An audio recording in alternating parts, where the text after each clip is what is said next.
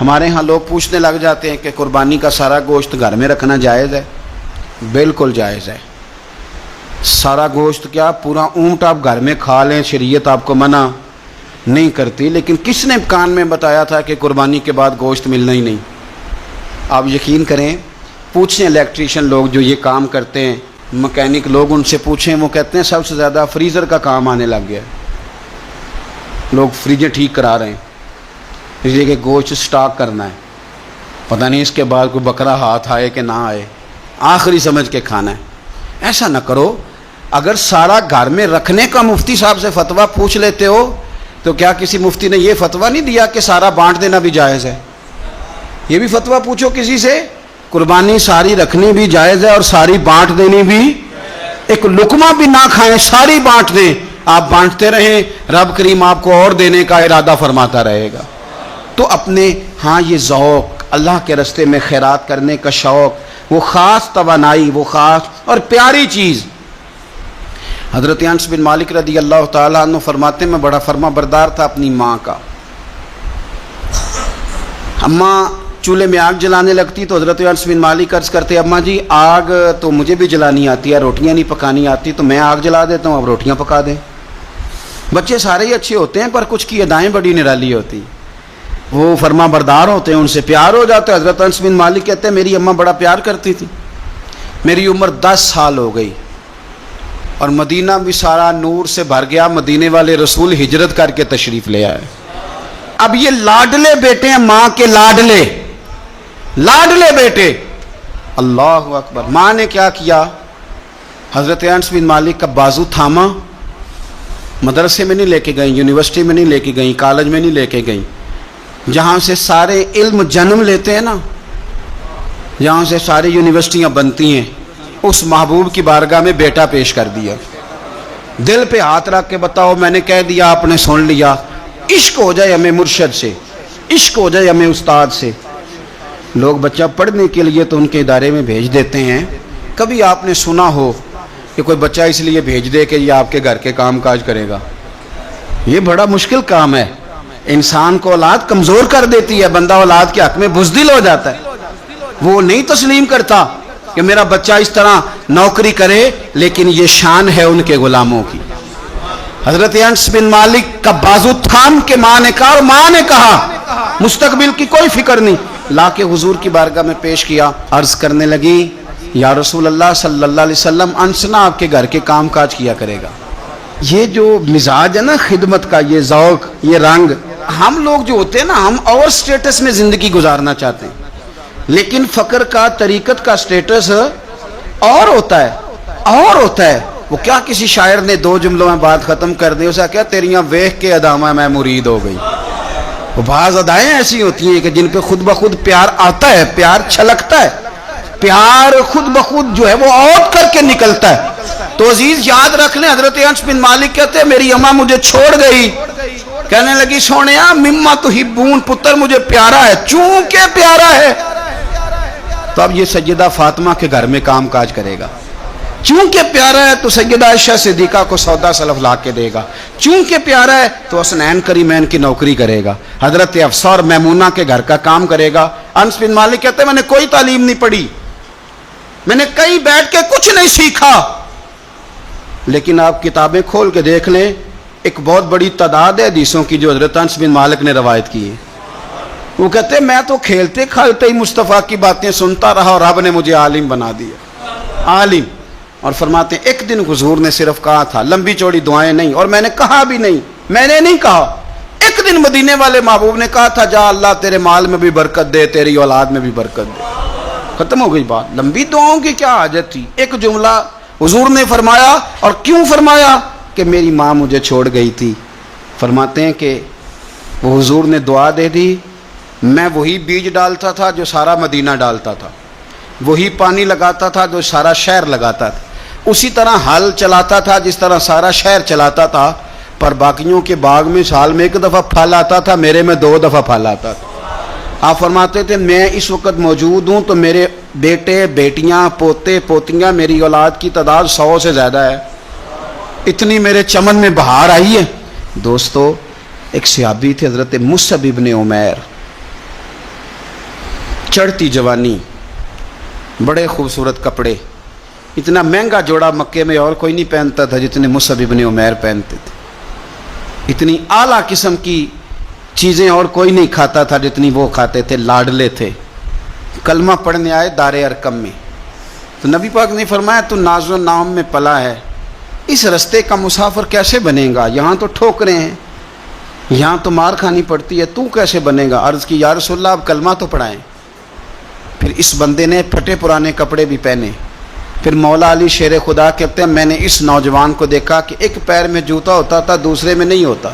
ओ gym जान दा कुछ वसा नहीं हो, ये जान यार नू दे ते शाद हो जा, इससे दिल दे हैं फसाद सारे, दिल दिलबर नू दे ते आज़ाद हो जा, जो रखे आबाद ते रो वसदा ते जदों करे बर्बाद बर्बाद हो जा।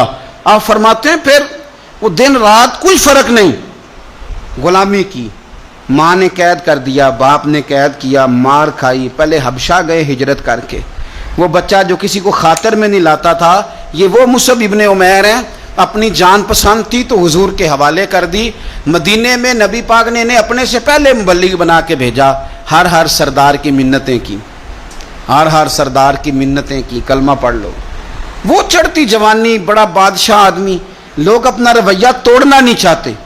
जो बंदा जिंदा होता है उसमें लचक होती है, जो पूरा अकड़ जाए समझो मुर्दा है, और जो आदमी लचक वाला हो वो तो बड़े काम कर लेता है, और अगर अकड़ जाए तो पैरों में भी शय आ जाए तो पकड़ सकता। ये समझ लेना बहुत सारे लोगों को जिंदगी में कुछ नहीं मिला, इसलिए कि वो अंदर लचक ही कोई नहीं थी। तकब्बुर के बुत बना के पूछते रहे सारी जिंदगी, तो मिलेगा क्या? मुसअब इब्न उमैर कहते हैं हर चीज कुर्बान कर दी हुजूर के नाम पे। उहद के मैदान में शहीद हुए। इसने हर महीने नया जोड़ा पहना, आला खाने खाए।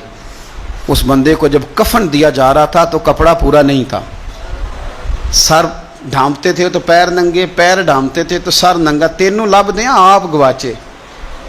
पूरे वजूद के लिए कपड़ा मौजूद नहीं था। हुजूर ने फरमाया सर ढांप दो और पैरों पे घास डाल दो। बात बीत गई। वो जब उन्होंने कलमा पढ़ा था उसको 20 साल हो गए।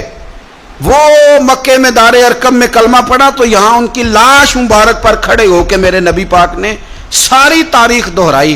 पर मैं ये वो नौजवान था जो नाजो नाम में पला था, ने बड़े आला खाने खाए, आला कपड़े पहने, कि आज उसका हाल ये है कि उसके बदन पर कपड़ा मौजूद नहीं। पर मैं इस तरह करो जरा, सारी तारीख हुजूर ने बयान की, लोगों को बतलाया, जो नए आने वाले थे उनको बताया। फरमाया अब जरा इनको पैरों पे घास डाल के कब्र में डालो, और फरमाया जरा इनको भेजो तो सही, इंशाल्लाह मेरा रब जब इनसे मिलेगा तो बड़ा राजी होके मिलेगा, अल्लाह राजी होके इनसे मिलेगा। तो अपनी जो प्यारी चीज़ है ना ये छोड़ दें जिंदगी में, सारा कुछ संभाल के रखना। जो आप चीज़ें संभाल के रखते हैं उनको तो जंग लग जाता है, जो चीज़ें संभाल के रखते हो तो बासी हो जाती हैं। अल्लाह के रास्ते में दो कुएं से पानी निकल जाए तो नीचे से ताज़ा आ जाता है, और अगर कोई पानी निकले ना तो जो खड़ा होता है उसमें जंग आ जाता है, वो बासी हो जाता है। इसलिए खूबसूरत जानवर लें जिनको अल्लाह ने तौफीक दी, और अच्छे तरीके से उसकी खिदमत करें जो चंद दिन रह गए। फिर खूबसूरत अंदाज में, हमारे कसाइयों को बड़ी जल्दी होती है, जानवर में अभी जान मौजूद होती है तो वो खलड़ी उतारनी भी शुरू कर देते हैं, उसको सलीके से ज़िबा करें। और ये ख़त्म वाली चीज़ बड़ी बरकत वाली होती है, तो ये तो अल्लाह के नाम पे है, तो इसकी एक एक बोटी की हिफाजत करें और अच्छे तरीके से इसको पहुँचाएँ। कोई बेकदरी का मुजाहरा, कुछ मालदार जो बड़ी कुर्बानियाँ देते हैं वो कदर नहीं करते, एक एक काश की एक एक टुकड़े की कदर करें, इसलिए कि ये रब के नाम का जानवर है। और कोशिश करें, असल में ना अमीरों के यार भी अमीर होते हैं, सही कह रहा हूँ। तो पूछते हैं तूने कुर्बानी की है? किया जी। तूने किया? तो कहते हैं जी इस दफ़ा सब ने की है।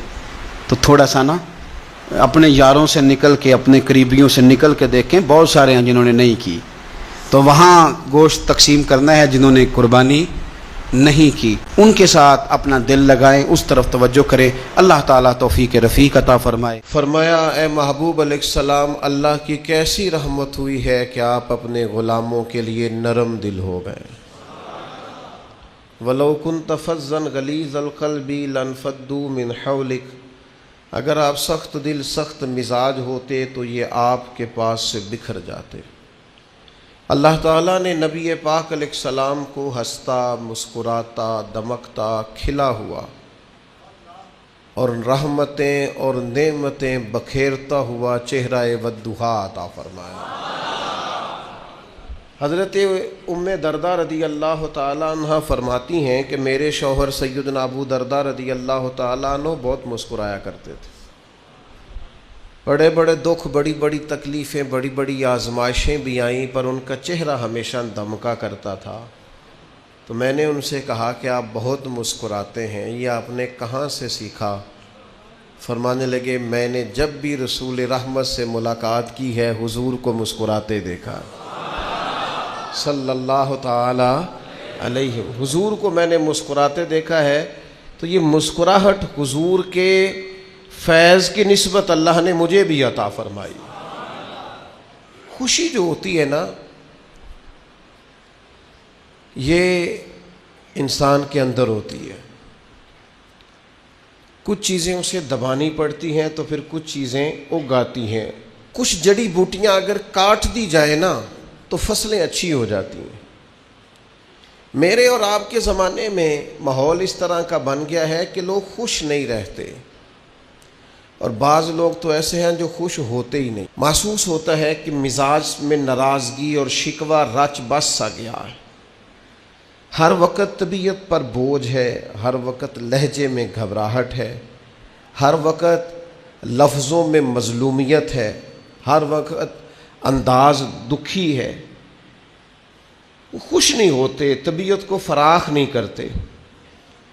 میں نے پہلے بھی کہا تھا، پھر کہتا ہوں، کسی درویش نے کہا تھا کہ خوش وہ ہوتا ہے جو اپنے نصیب سے خوش ہوتا ہے، جس کا خیال ہوتا ہے کہ اللہ تعالیٰ نے مجھے یہاں رکھا ہے، بہترین رکھا ہے۔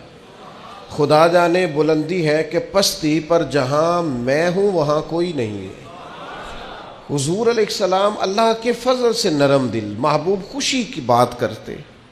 نبی پاک علیہ السلام کی طبیعت کے اندر ہمیشہ مسکراہٹ رہتی ہے۔ حضرت عبداللہ ابن حارث رضی اللہ تعالیٰ عنہ فرماتے ہیں میں نے بھی زمانہ دیکھا، پر اتنا مسکراتے کسی کو نہیں دیکھا جتنا حضور مسکراتے ہیں۔ حضور علیہ السلام کے مسکرانے میں بھی وقار تھا، بہت کھلکھلا کے کہا لگا کر، اور اس طرح کا ہنسنا کہ جس ہنسنے کے اندر بھی محسوس ہو کہ ذرا بات دور نکل گئی ہے، اس سے محبوب دور ہے، لیکن مسکراتے۔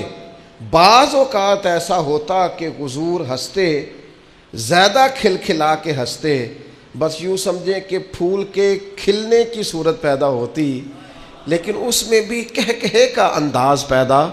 صحابہ کہتے دیکھ ہو جاتا تھا صرف، یعنی حضور کے سامنے والے دانت نظر آ جاتے تھے، اتنا ہوتا تھا، لیکن حضور مسکراتے۔ ہم نے نا کچھ دکھ بلا وجہ بنا لیے ہیں، وہ دکھ اصل میں ہے نہیں۔ کچھ تکلیفیں، کچھ دکھ نا مفت کے ہیں، وہ دکھ نہیں، وہ خود ساختہ مصیبتیں ہماری۔ مثلا کو بندہ آ کے اگر کہتا ہے کہ میرے پاس ضرورت کے پیسے تو ہیں لیکن جناب سیونگ کوئی نہیں ہوتی، گزارا ہی بس ہوتا ہے، لہذا میں دکھی ہوں، تو میرا خیال ہے جس کا گزارا ہوتا ہے اسے سکھی ہونا چاہیے، دکھی نہیں ہونا چاہیے۔ وہ جی وہ کل کو ضرورت بھی پڑ سکتی ہے، بچے بھی بیانے ہیں، حالات بھی کوئی جڑتی نہیں ہے، تو یہ خود ساختہ دکھ ہے، یہ دکھ نہیں ہے، یہ ہم نے بنا لیا۔ نہیں، ایک صاحب نے آ کے یوں کہا کہ بڑی تکلیف میں ہوں، کس وجہ سے؟ میری بچی کو اپنے سسرال میں کام بڑا کرنا پڑتا ہے۔ تو میں نے کہا ہاتھوں پہ چھالے پڑتے ہیں اس کے؟ کہا نہیں۔ تو میں نے کہا پھر کوئی دکھ والی بات نہیں، مدینے والے محبوب کی مقدس شہزادی کے ہاتھوں میں تو چھالے پڑ جاتے تھے۔ یہ تو خود ساختہ دکھ ہے بھائی، یہ تو بنایا ہوا ہے۔ یہ کوئی دکھ ہے کہ اپنے گھر میں کام کرتی ہے؟ بلا وجہ کے دکھ، بلا وجہ کی آزمائشیں، یعنی کچھ لوگ آ کے کہتے ہیں میرے رشتہ دار بڑے برے ہیں تو میں بڑا دکھی ہوں۔ اس میں دکھی ہونے والی کون سی بات ہے؟ نبی پاک علیہ السلام نے فرمایا کمزور باتیں نہ کرنا کہ کوئی میرے ساتھ نیکی کرے گا تو میں کروں گا۔ فرمایا جو تم سے توڑے تم اس سے جوڑو۔ رشتہ دار اگر آپ سے اچھا سلوک نہیں کرتے تو یہ دکھ والی بات نہیں، دکھ والی بات یہ ہے اگر آپ اچھا سلوک نہیں کرتے تو پھر دکھی ہونا چاہیے۔ پھر تکلیف میں آنا چاہیے. اگر آپ کا رویہ ترش ہے, تلخ ہے, آپ کے مزاج میں گھٹن ہے, آپ کے لفظ بوجھ تلے جبے ہوئے, خود ساختہ دکھ نہیں, او جی میں غریب بڑا ہوں, یہ دکھ ہے. غربت اور تھوڑا کھانا اور تھوڑی جائیدادیں, یہ تو نبی پاک کی پسند ہے. حضور نے تو اللہ سے مانگ کے لیا ہے کہ یا اللہ ایک وقت روٹی دینا, ایک وقت کا فاقہ دینا. اور حضور فرماتے ہیں اللہ میرا دل کرتا ہے جب تو مجھے پیٹ بھر کے کھانا عطا کرے تو شکر کروں, اور جب نہ ہو تو تیری بارگاہ میں عرض کروں. تو یہ تو نعمت تھی, پیسے کم اور حساب بھی کم, تو اس کو دکھ بنا لیا ہے. خود ساختہ چیزیں اور بلا وجہ کی چیزیں اور حالات بڑے سخت اور بڑے گھمبیر. بعض لوگ ایسے ہیں جو تبلیغ کے نام پر دکھی ہوتے ہیں, کہتے ہیں جی میں بڑا کہتا ہوں, لوگ نیک ہی نہیں ہوتے. میں بڑی کوشش کرتا ہوں, لوگ بات ہی نہیں سنتے. میں اتنا نیک ہوں, پرہیزگار ہوں, محنتی ہوں اور خلوص کے ساتھ دعوت خیر دیتا ہوں, لہذا بڑا دکھی ہوں, لوگ میری بات ہی نہیں سنتے. تو میں نے کہا اب نہ تکلیف میں آئے. لوگوں نے تو نبیوں کی بھی نہیں سنی, انہوں نے تو یہ نہیں کہا. انہوں نے تو کہا وما علینا الا البلاغ المبین, بھئی ہمارے ذمے کھول کر بیان کرنا ہے. ہدایت تو اللہ نے اپنے دستے قدرت میں رکھی ہوئی. آپ اتنے زیادہ کس بات پہ دکھی ہیں؟ آپ کو ان کی خواہش ہونی چاہیے, درد ہونا چاہیے لوگ ٹھیک ہو جائیں, لیکن اس بات کو شکوہ بنا لینا اور اس وجہ سے لوگوں پر تنقید کرتے پھرنا اور طنز کرتے پھرنا, خود ساختہ دکھ, بلا وجہ کے دکھ, بغیر کسی سبب کے پریشانی. کچھ لوگ, اب ہمارے ہاں نا ایک نیا رواج بھی آج کل, کسی شخص کے یہاں انتقال ہو جاتا ہے تو عید والے دن تعزیت کرنے جاتے ہیں. عید والے دن تعزیت کرنے کا ہے کہ خوشی کا ہے؟ آپ ان سے ملاقات کریں جا کے, پر وہاں فاتحہ نہ پڑھیں. فاتحہ کا بھی ٹائم ہوتا ہے. ملیں آپ, اگر ان کے گھر میں آپ جانا چاہتے ہیں ملاقات کریں. خود ساختہ تکلیفیں نہ بنائیں. ایک صحابیہ ہیں نبی پاک علیہ الصلوۃ والسلام کی سیاح, ان کے بھائی کا انتقال ہو گیا تھا. بہن بھائی کے پیار کا کوئی شخص اندازہ کر سکتا ہے؟ بھائی سگا بھائی چلا گیا, تیسرے دن اٹھ کے, 3 دن مکمل ہوئے تو اٹھ کے اس خاتون نے خوشبو لگائی, نیا لباس پہنا. لوگوں نے کہا جناب یہ آپ نے کیا کیا؟ فرمانے لگی مجھے کوئی ضرورت نہیں تھی, مجھے کہیں جانا نہیں تھا, گویا کوئی تقریب نہیں تھی کہ میں نیا لباس پہنتی یا خوشبو لگاتی, لیکن چونکہ حضور نے فرمایا ہے تعزیت صرف 3 دن ہے, لہذا اپنے محبوب کی شریعت کا نکھرا ہوا چہرہ لوگوں کے سامنے پیش کرنے کے لیے میں نے 3 دن سے زیادہ سوگ کرنے سے انکار کر دیا ہے. یہاں تو میرے بھائی لوگ تانا زنی کرتے, او کل بھائی نہ دا باپ گیا تے نہ دکانہ کھول بھی لیا نے, 4 دن تو کیا آپ مذاق کر رہے ہیں دین کے ساتھ. خود ساختہ دکھ نہ بنائیں, خود ساختہ آزمائشیں نہ بنائیں, خوش رہنا سیکھیں, ناراض زندگی نہ گزاریں. اپنی طبیعت کے اندر وہ, چلے مثال ہے سمجھانے کے لیے اگر سمجھ میں آئے تو, ملا رومی نے لکھا ہے کہ لیلا لنگر بانٹ رہی تھی تو مجنو بھی لائن میں لگ گیا. اس نے سب کے پیالوں میں کھانا ڈالا, مجنو کا پیالہ پکڑ کے دیوار سے مارا, اس نے پیالہ توڑا تو مجنو رقص کرنے لگا. تو لوگ کہنے لگے تو پاگل تو نہیں, سب کو لنگر ملا ہے تجھے جھڑکیاں, سب کے پیالوں میں کھانا آیا ہے, تیرا ٹوٹ گیا کرچی اور توہین کی تیری کا, جا دفع ہو جا, پیالہ بھی توڑ دیا, تو رقص کر رہے. کہنے لگا تم سمجھے نہیں, میرے ساتھ وہ سلوک نہیں کرتی جو سب کے ساتھ کرتی ہے, میرے ساتھ ذرا انداز نرالا ہے. اگر سب جو ساری لائن لگی ہوئی تھی وہی سلوک میرے ساتھ ہوتا تو پھر تو ٹھیک ہے, لیکن یہ جو ہمارے ساتھ ذرا سلوک ہٹ کے ہوا ہے نا, ہاں یہ جو سلوک ہمارے ساتھ ذرا ہٹ کے ہوا ہے, یہ وہ کسی نے کہا تھا کہ الٹی ہی چال چلتے ہیں دیوان گانے عشق, تھوڑی الٹی ہی چال چلتے ہیں دیوان گانے عشق, آنکھوں کو بند کرتے ہیں پر دیدار کے لیے, الٹی ہی چال چلتے ہیں دیوان گانے عشق, آنکھوں کو بند کرتے ہیں دیدار کے لیے. انہوں نے آنکھیں اس لیے بند کی ہیں, سو اس لیے گئے ہیں کہ کسی کو دیکھنا چاہتے ہیں. آنکھوں کو بند کرتے ہیں پر دیدار کے لیے. تو عزیز بھائی تھوڑا سا نا، اور میں پہلے بھی کئی دفعہ کہہ چکا ہوں، میں نے ایک دفعہ اپنے حضرت صاحب قبلہ عالم سے کہا، میں نے کہا حضور آپ کی ہر بات کی کیا بات ہے، پر کچھ لوگوں کو آپ اٹھ کے ملتے ہیں کچھ کی پرواہ بھی نہیں کرتے، یہ کیا بات ہوئی؟ تو حضرت صاحب فرمانے لگے کچھ بندے اپنے نے جنہ مرضی بھی ترا دئیے اکا منہ بھی نہ لائیے اڑا جانا نہیں. تو کچھ پروٹوکول کے بڑے پیارے ہوتے ہیں، نہ دیں تو دوڑ جاتے ہیں. چلو ہم کہتے ہیں دین سیکھ رہے ہیں تو سیکھتے ہی رہے.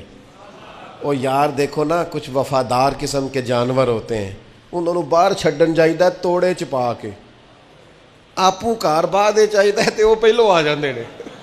حالانکہ بندہ اسے پتہ ہے کہ مالک توڑے میں ڈال کے، لیکن او ہو جنہ دلاں وچ عشق ہے رچیا اونا نہیں پج جانا، پاویں سونے ملن ہزاراں اساں نہیں یار وٹاونا. جنہ تنا وچ عشق نہ رچیا کتے اونا تھی چنگے. اب ویکھو نا، مالک دے کر راکھی کر دے صابر بھوکے ننگے.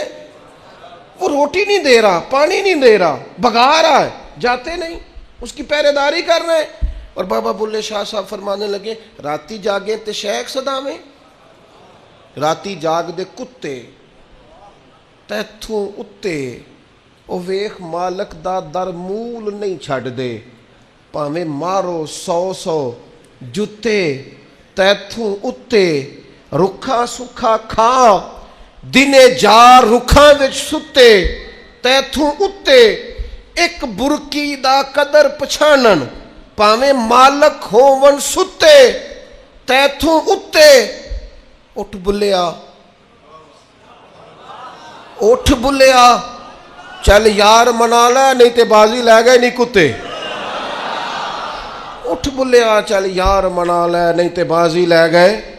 یہ کیا بات ہوئی کہ ذرا تکلیف آئی محبوب کی طرف سے تو پریشان ہونا شروع کر دیا، دکھ ہونا. او بھائی اپنی طبیعت کو خوش رکھیں. اگر اس کی طرف سے آنے والا پھول پسند ہے تو اس کی طرف سے آنے والا روڑا کیوں نہیں پسند ہے؟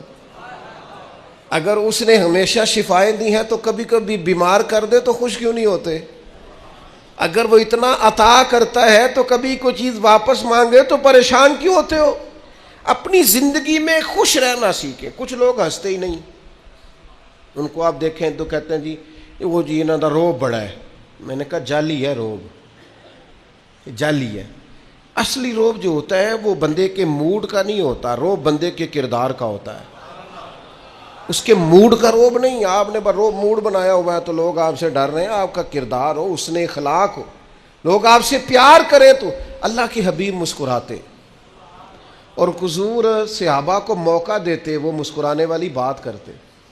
یہ سیاستہ میں حدیث ہے. حضرت صہیب رومی رضی اللہ تعالیٰ نے عرض کی حضور میری آنکھ دکھتی ہے، یہ درد ہے آنکھ میں.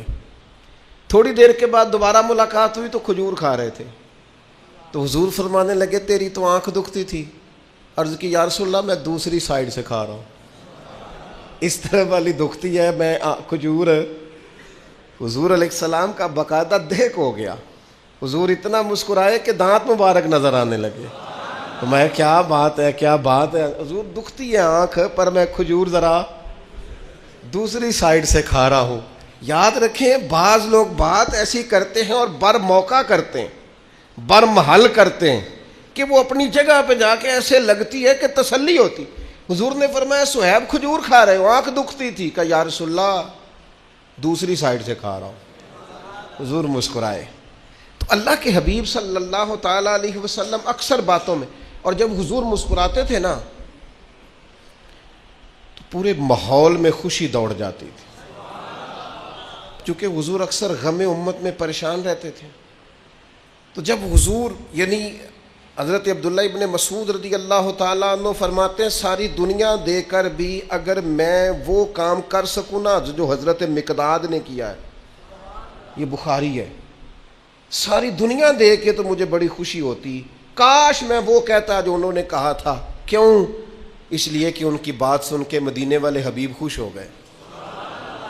نبی پاک علیہ السلام نے بدر کے لیے صحابہ کو جمع کیا. فرمایا بھئی ہم تو نکلے تھے قافلے کا تعاقب کرنے، لیکن کفار تو اب آ گئے ہیں، 1000 کا لشکر لے کر کرنا کیا ہے؟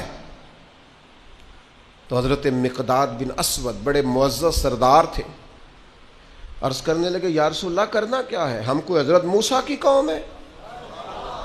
یہ ذرا تیور دیکھیے نا بات کے، یہ ذرا انداز دیکھیے نا۔ حضرت عبداللہ ابن مسعود فرماتے ہیں قسم اللہ کی کاش میں ہوتا، مجھے رشک آ رہا ہے، کیا بات ہے، بات کا کیا انداز ہے۔ حضور کرنا کیا ہے؟ ہم کوئی حضرت موسیٰ کی قوم ہے جو آپ سے کہیں گے کہ آپ لڑیں اور آپ کا خدا لڑے؟ یا رسول اللہ ہم آپ کے آگے بھی لڑیں گے، آپ کے پیچھے بھی لڑیں گے، آپ کے دائیں بھی ہم ہوں گے، آپ کے بائیں بھی ہم ہوں گے، غلامان محمد جان دینے سے نہیں ڈرتے، یہ سر کٹ جائے یا رہ جائے کچھ پرواہ نہیں کرتے۔ حضور چاروں جانب ہم ہوں گے، نہ ادھر سے کوئی تیر آنے دیں گے، گویا نہ ادھر سے آنے دیں گے۔ ان کی بات کا معنی یہ کہ نہ دائیں سے آنے دیں گے نہ بائیں سے آنے دیں گے۔ حضرت عبداللہ ابن مسعود فرماتے ہیں کیا وقار تھا جناب مقداد کی بات میں کہ حضور خوش ہو گئے۔ میں نے چہرے پر آثار مسرت دیکھے، میرا دل کرے واہ مقداد تیری کیا بات ہے، تو نے راضی کر دیا ہے نبی کریم کو۔ کچھ لوگ ماحول میں خوشی پیدا کر دیتے ہیں، کچھ لوگ طبیعت کو ٹھنڈا کر دیتے ہیں، ان کے آنے سے، بیٹھ جانے سے، بات کر دینے سے سارے ماحول میں حسن پیدا ہو جاتا ہے۔ اس طرح کے بنے، زندگی میں اس طرح کے بنے کہ جہاں آپ جائیں خوشیاں ساتھ جائیں، جہاں آپ بیٹھیں اس محفل کو نور علی نور کر دے۔ ہر جگہ مایوس خبریں نہ لے کے جائیں، ہر جگہ ایسی گفتگو نہ لے کے جائیں جسے نچوڑیں تو بس اس سے کوئی مایوسی ٹپک کے باہر آ جائے۔ آپ خیر کی بات کریں، آپ محبت کی بات کریں، آپ خلوص کی بات کریں، آپ کے انداز سے لوگوں کے طبیعتوں کے اندر فراخ دلی پیدا ہو۔ اللہ کے حبیب علیہ السلام موقع دیتے صحابہ کو، اور پھر کچھ چیزیں آپ نے رویتاً بھی کرنی ہوتی ہیں۔ صحابہ حضور کا احترام جانتے ہیں، نبی کریم کی شفقتیں پوری امت پر ہیں جانتے ہیں، لیکن بعض اوقات حضور ایسا رویہ اختیار کرتے کہ وہ ہر شخص رشک کرتا کہ یار یہ بھی ایک انداز ہے۔ اور میرے بھائی آپ کسی سے ملنے گئے ہیں، اگر تھوڑا سا آپ گرم جوشی سے ملنے گئے آنے والے سے، تھوڑا سا آپ کے رویے میں مٹھاس آ جائے گی تو ذرا، جو میں نے پہلے بھی کہا تھا کچھ جمعے پہلے، وہ پینڈو بندے کہندے انسان یار لینا دینا تے مقدراں دا گل تے پیار نال کر۔ او بھائی بات تو مطلب انداز تو ٹھیک ہو نا، یعنی بعض لوگوں سے مل کے نا ان کو دعا دینے کو دل کرتا ہے کہ پتہ نہیں انہوں 6 مہینے ہوئے نے ہنسیا ہی نہیں، اللہ کرے اس کو مطلب کوئی خوشی کی خبر ملے، بیچارہ مسکرائے۔ آپ کوئی والہانہ پن ہو، آپ کا کوئی انداز ہو، بچے آتے ہیں گھر میں، بزرگ آتے ہیں، مہمان آتے ہیں، آپ کی طبیعت حشاش بشاش ہو۔ بہت پہلے میں نے کہا تھا کسی کو عزت وہ دیتا ہے جو خود قابل عزت ہوتا ہے۔ ہم گرم جوشی سے نہیں ملتے، پیار نہیں کرتے، اور پھر اگر کسی وجہ سے کوئی بندہ ہمیں گرم جوشی سے نہیں ملا، پھر بھی آپ اچھا گمان رکھیں، سوچیں بیمار ہو سکتا ہے، پریشان ہو سکتا ہے، کوئی دکھ ہو سکتا ہے، پھر بھی اچھی بات پر محمول کریں اس چیز کو۔ تو میرے عزیز، اللہ کے حبیب علیہ الصلوۃ والسلام کے چچا زاد حضرت جعفر طیار رضی اللہ تعالیٰ عنہ، حضرت مولا علی شیر خدا کے بھائی ہیں، اتنی غریبوں کی خدمت کرتے تھے کہ حضور نے ان کا لقب ڈال دیا ابو المساکین، مسکینوں والا، اتنا مساکین سے پیار کرتے۔ اور پھر یہ اتنے دلیر لوگ ہیں حضرت جعفر طیار کہ یہ اسلام کے وہ خطیب ہیں، وہ مبلغ ہیں کہ جنہوں نے نجاشی کے دربار میں کھڑے ہو کے اعلانیہ ان ساری تعلیمات کا ڈنکے کی چوٹ پر اظہار کیا تھا جو مدینے والے حبیب نے ان کو بتائی ہیں۔ دلیر نہ ڈر، چونکہ تکلیف دیتے تھے اہلیان مکہ مسلمانوں کو، تو کچھ لوگ ہجرت کر گئے تھے وہاں سے حبشہ کی طرف، ان میں حضرت جعفر طیار بھی تھے۔ ایک تو حضور کے چچا زاد ہیں، پھر محبوب صحابی ہیں، پھر کردار و عمل بڑا اعلیٰ ہے۔ یہ اس دن واپس آئے حبشہ سے جس دن خیبر فتح ہوا ہے۔ یہ ذرا ان کا آنا دیکھیے گا، یہ ایسے اندر داخل ہوئے، حضور بیٹھے ہیں، خیبر فتح ہوا ہے، صحابہ بڑے خوش ہیں۔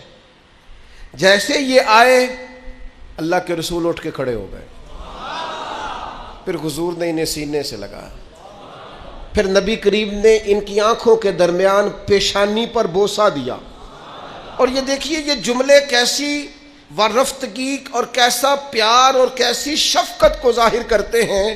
حضور فرمانے لگے پتہ نہیں آج مجھے زیادہ خوشی کس بات کی ہے, خیبر کے فتح ہونے کی زیادہ خوشی ہے کہ جعفر طیار کے آنے کی زیادہ خوشی ہے؟